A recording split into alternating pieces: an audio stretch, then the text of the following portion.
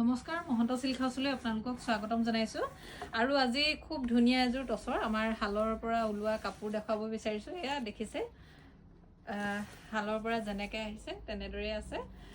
এইটো আহিব ব্লাউজ পিচটো। প্ৰথমতে আজি ব্লাউজ পিচটোকে দেখাই লৈছোঁ। খুব ধুনীয়া এটা ব্লাউজ পিচ থাকিব আৰু ইয়াৰে মেখেলাখন হ'ব এইখন। দেখিছে মেখেলাখনৰ ডিজাইনটো খুব ধুনীয়া হয়। এইখন হ'ব মেখেলা।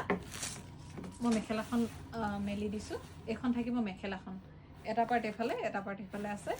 খুব ধুনীয়া হয় কাপোৰযোৰ, পিয়ৰ টছৰ। আজি জাষ্ট হালৰ পৰা ওলাই আহিছে, ভাবিলোঁ আজি এইদৰে আপোনালোকক দেখুৱাই দিওঁ।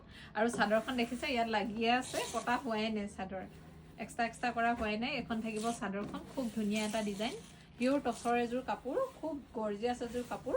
পচন্দৰ ভিতৰত পৰিলে আপোনালোকে আমাৰ স্ক্ৰীণত আহি থকা নম্বৰত হোৱাটছআপ কৰিব। আৰু লগতে এইখিনি ছাইড পাৰিখিনি লাগি আছে, দেখিছে খুব ধুনীয়া হয় কাপোৰযোৰ। এইখিনি আহিব ছাইড পাৰিখিনি। যেতিয়া ৰেডি টু ৱেৰ কৰি পিন্ধিব তেতিয়া বহুত গৰ্জিয়াছ হ'ব কাপোৰযোৰ। আৰু পচন্দৰ ভিতৰত যদি পৰিছে আপোনালোকে আমাৰ স্ক্ৰীণত আহি থকা নম্বৰত হোৱাটছআপ কৰিব।